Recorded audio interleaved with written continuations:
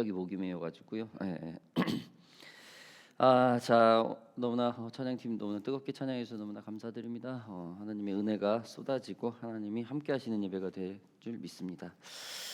자, 오늘은 여러분 지난 2월 29일 올해죠. 2월 29일 그를 시작으로 우리가 10주 동안 이 이사야서를 공부하였습니다.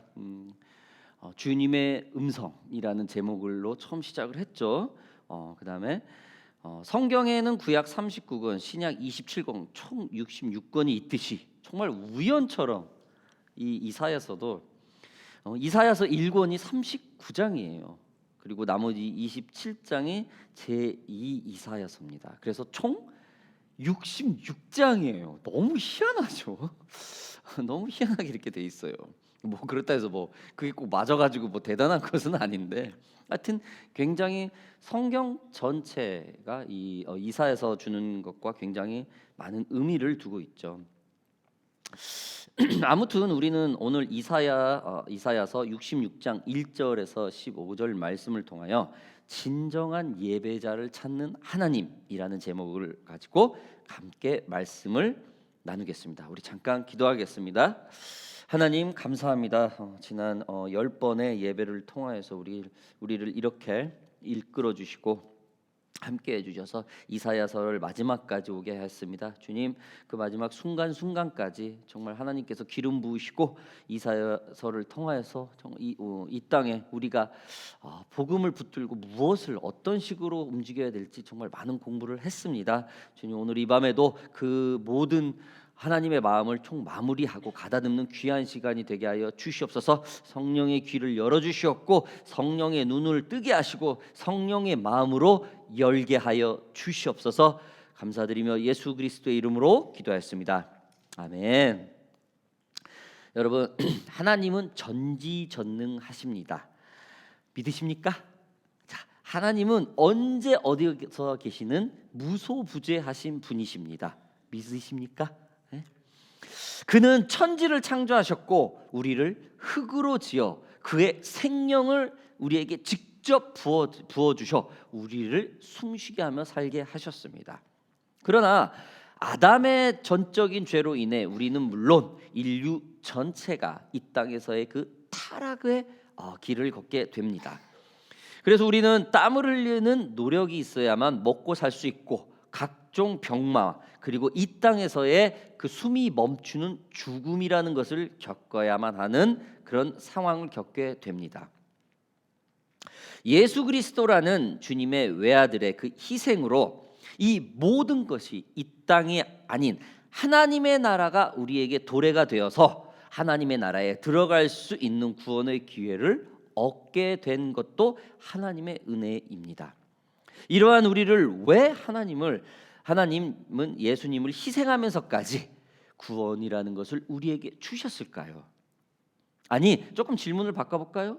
이렇게 주님의 아들을 희생하며 우리를 전적으로 택해 주시고 구원에 이르게 해주신 주님에게 우리는 무엇을 할 수 있을까요? 여러분, 바로 주님은 우리들로부터 예배를 받기를 원하십니다. 믿으십니까? 주님은 우리에게 무엇을 원하는가? 우리는 주님께 무엇을 할 수 있는가? 여러분, 답은 하나입니다. 예배입니다. 그 예배를 통해서 하나님을 우리에게 좀 더 당신을 알리려고 하십니다. 오늘 본문의 말씀 시작은 하나님이 이 세상을 지으시고 자신이 이 땅을 다스리시는 주인이고 하늘의 보좌에 있다고 스스로 우리에게 알리시고 세상에 다시 한번 선포하는 내용입니다. 자, 1절 2절 제가 읽어보겠습니다. 여호와께서 이와 같이 말씀하시되 하늘은 나의 보좌요 땅은 나의 발판이니 너희가 나를 위하여 무슨 집을 지으랴? 내가 안식할 처소가 어디랴?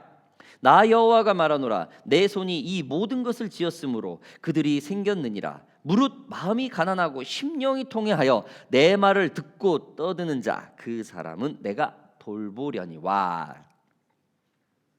이렇게 하나님은 자신을 노골적으로 표현을 하고 있습니다. 그 이유가 무엇일까요? 바로 하나님을 안다고 하는 자들에게 주님께 드리는 예배가 잘못되었기 때문에 다시 창조주인 하나님을 그들에게 알리는 겁니다. 지금 오늘의 본문의 말씀은 무엇입니까?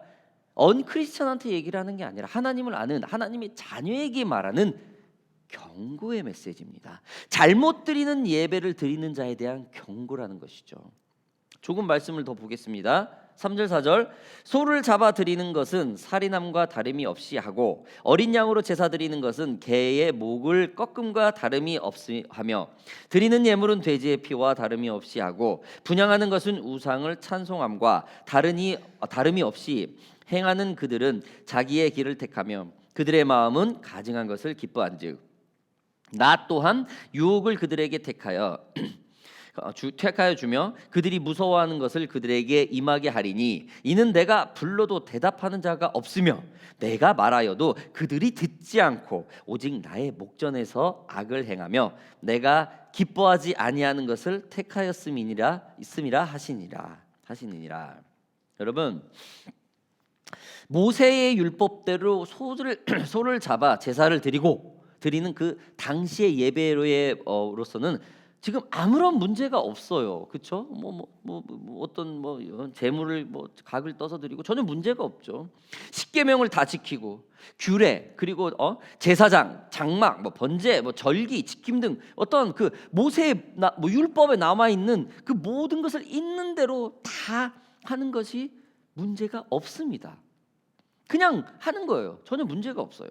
그런데 주님은 예배에 대해서 무엇이라고 지금 말하고 있습니까? 예배의 목적이자 예배의 주인이신 주님이 원하는 것 말입니다.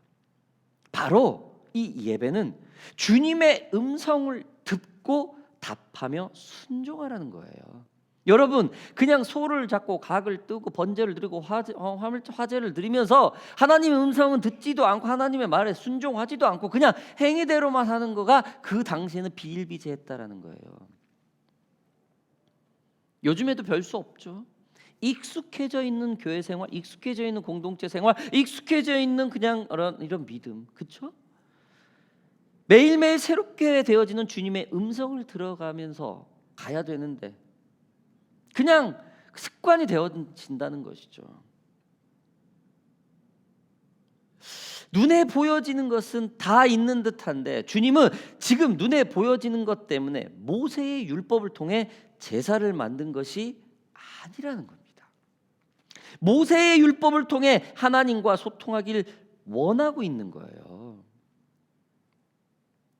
그냥 모세의 율법대로 다 지켜 행하고 난 끝이다 이게 아니고 이 모세 율법이라는 이걸 하나를 통해서 주님과 조금 더 교제를 하고 주님의 음성을 듣고 주님과 가까워지기 위함인 어떤 툴이라는 거죠. 모세 율법을 통해 하나님과 소통하길 원하고 있는 것입니다. 주님의 음성을 듣지 않는 예배, 주님의 음성을 듣지 않는 성도, 주님의 음성을 듣지 않는 크리스찬들, 오늘날은 어떠합니까? 교회에 잘 나오고 세상의 법을 잘 지키고 교회 일에 절대 순종하는 것만으로 하나님을 믿는다는 것으로 제한해버리지는 않습니까? 네, 맞습니다. 크리스찬이 주일 성수를 하고 11조를 하고 신실하고 교회에서 하는 모든 것에 순종하는 것은 눈에 보여진 것로만 제한될 수 있습니다. 아니, 크리스찬으로서 당연히 해야 하는 것이죠. 특별한 것이 아닙니다. 특별한 것이 아니에요. 마치 자녀가 아버지와 어머니의 말에 반항하지 않고 순종하는 것이 당연한 것처럼 말입니다. 그냥 우리 아이들은 순종해. 굉장히 이슈가 되는 말이죠. 크리스찬은 이건 거론할 필요도 없는 거예요. 크리스찬이라면은 자녀가 부모에게 순종하는 것은 당연한 거예요. 근데 이제 크리스찬들도 자랑을 하죠. 굉장히 특별한 일이죠. 누가요? 자녀가 부모에게 순종하는 일이 굉장히 특별한 일이에요. 이 기본적인 것조차 잘 되지 않은 크리스찬들이 많으니 교회에서는 당연히 교회만 잘 나오고 잘 섬기고 11조를 잘 해야 된다는 것을 아주 기본적인 것만 강조할 수밖에 없는 거예요. 왜? 그 다음 단계 성숙한 크리스찬으로 갈 수가 없기 때문에 잘못 드려지는 예배로서 지금 가고 있는데 일단 기본적인 것부터가 잘 안 되니까 그러다 보니 이러한 크리스찬들은 그냥 다행이고 사는 것과 아주 그냥 크리스찬과의 어떤 그 삶이 많은 혼란을 겪게 되죠. 이사야 시대에서도 마찬가지였습니다. 당시 아수르와 바벨론이 침공을 하니 이스라엘은 엄청난 제사에 집중을 하게 됩니다. 그곳에 엄청난 투자를 하게 됩니다. 많은 재정과 노력을 제사에만 집중을 합니다. 그러나 정작 이사야가 하나님의 음성을 듣고 대언을 하는데 그 음성을 듣지 않아요. 왕부터 일반 서민들까지 하나님의 음성이 쏟아지고 있는데 듣지 않습니다. 침공하는 아수르와 바벨론의 이부터 벗어나는 거에만 집중이 되어 있어요. 하나님을 예배하는 그 중심에 하나님의 음성에 귀를 기울이기보다는 이미 자신들이 들어야 할 하나님의 음성, 즉 그 답을 정해놓고 제사를 드리고 있다는 것입니다. 빨리 주님의 백성을 능욕하고 있는 바벨론이나 아수르를 막 물리쳐야 된다. 여기에만 집중이 돼 있다라는 거죠. 주님은 이사야서 오늘 본문을 통하여서 분명히 이러한 부분을 잘못했다고 지적을 합니다. 4절 보겠습니다. 나 또한 유혹을 그들에게 택하여 주며 그들이 무서워하는 것을 그들에게 임하게 하리니 이는 내가 불러도 대답하는 자가 없으며 내가 말하여도 그들이 듣지 않고 오직 나의 목전에서 악을 행하며 내가 기뻐하지 아니한 것을 택하였음이니라 하시니라. 노골적으로 말을 하죠. 지금 주님의 백성들이 주님의 음성을 듣지 않는다고 정확하게 말을 하고 있습니다. 대답을 하지 않는 것은 분명 주님의 음성을 들었는데도 그 음성에 순종하지 않고 따르지 않았다라는 겁니다. 아니 아예 듣지도 못했으면 대답을 강요도 안 했겠죠. 그렇죠? 아예 듣지도 않았다며. 근데 주님은 대답이 없다고 분명히 말을 해요.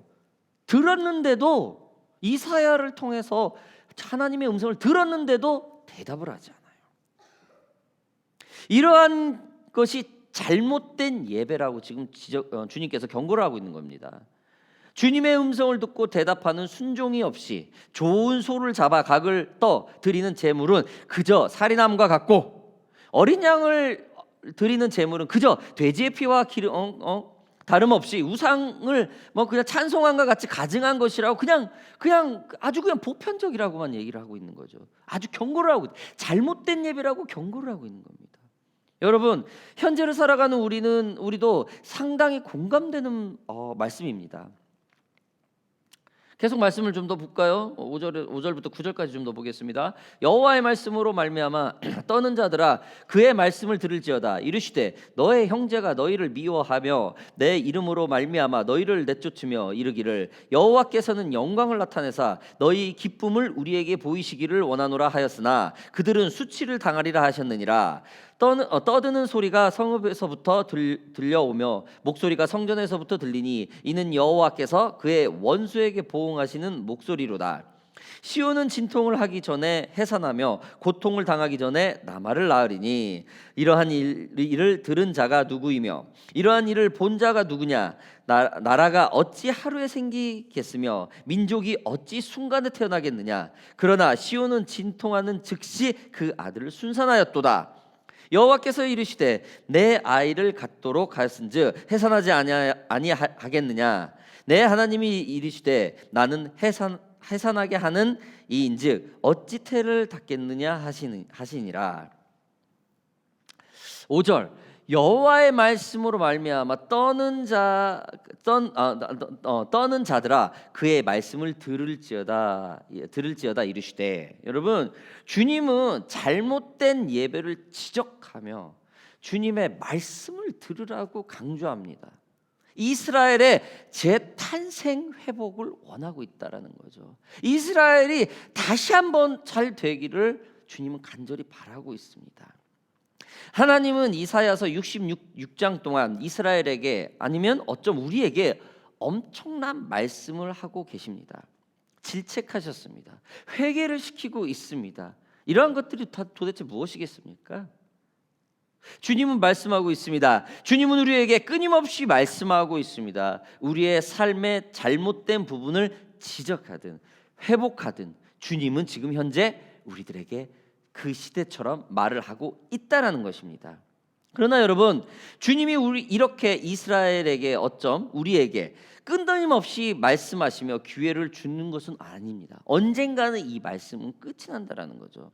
시대적으로 이스라엘은 앞으로 60여 년 후에 완전히 역사 속으로 사라집니다. 그리고 예수님이 오기까지 그 400년 동안 하나님의 음성이 전혀 있지 않아요. 암흑기에 들어갑니다. 즉 이사야서 66장의 하나님의 말씀은 최후의 주님의 통곡하는 간절한 말씀인 것입니다. 여러분, 우리가 지금 하나님의 은혜가 쏟아지고 있는 은혜 시대에 살고 있죠. 언젠가는 이 음성이 차단이 될 때가 온다라는 겁니다. 왜? 분명히 우리는 종말을 걷고 있는 믿음을 우리 크리스천들은 종말을 가고 있는 사람들입니다. 끝이 있어요. 끝이 없는 게 아닙니다. 이 땅을 말하는 거죠. 하늘 보좌의 주인이시고 이 땅의 통치자고 자신을 정확히 밝히는 분이 뭐가 아쉬워서 이처럼 자신을 말을 듣지 않은 이스라엘 백성들에게 간절히 애절하게 이렇게 회복을 약속하면서 말씀하시겠습니까? 왜일까요? 사랑입니다. 사랑. 이러한 하나님의 경고도 마지막이 있다는 거라는 거죠.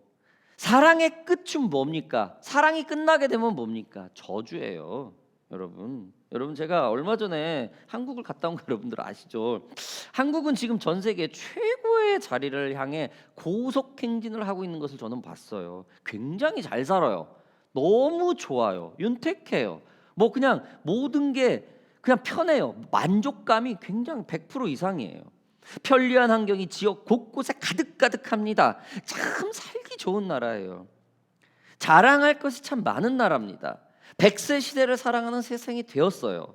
저 또한 한국인이라는 것이 너무나 자랑스럽고 자부심이 가질 정도로 한국이라는 이 위상이 대단해졌다는 것을 보게 되었어요.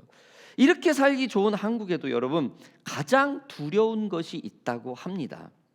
바로 외롭게 사는 재앙. 이거 재앙이라고 합니다. 살기는 점점 좋아지고 있고 자신의 육신은 윤택하고 외모로 아름다워지고는 있지만 외로움이라는 두려움이 가장 큰 재앙이라는 거예요. 얼굴은 이쁘고 잘생기고 멋쟁인데 계속 어두워지고 있다라는 거예요. 가는 곳마다 뭐 살기 좋은 뭐 숲이 있고 공원이 있어요. 한국은 뭐 6, 7분 안에 다 좋은 교통수단이 다 있고 아무리 아파도 다 1, 2분 안에 갈 수 있는 약국들이 바로 모든 집 처소 안에 다 있어요. 그런데도 사람들의 얼굴은 그늘지고 계속 외로워지고 있다라는 거예요. 여러분, 외로움이란 무엇이라고 생각을 합니까? 자신이 슬퍼도 기뻐도 함께할 사람이 없다라는 거예요. 심지어 가족까지도 그 외로움과 슬픔을 함께할 수 없다라는 겁니다. 이것이 사람의 삶의 가장 큰 재앙이라고 본다고 합니다. 기쁨의 반대말은 슬픔입니다. 그리고 슬픔의 동반은 외로움입니다. 즉 기뻐하지 않는다는 것은, 기쁨이 없다라는 것은 외로움이 동반되어 있다라는 것입니다. 이 외로움 때문에 자살하고, 외로움 때문에 서로 미워하고, 외로움 때문에 부모 형제 간에 서로 원망을 합니다. 그리고 자신 또한 그 외로운 상대의 마음을 알면서도 서로 위로하려고 하지 않아요. 여러분, 우리 크리스찬은 외로우면 안 됩니다. 공동체에 모이는 것을 즐겨하세요. 공동체 사람들과 만나는 것을 여러분 힘들어하지 마세요. 즐겨하세요. 죽을 때까지, 하나님한테 갈 때까지 이거 멈추시면 안 됩니다.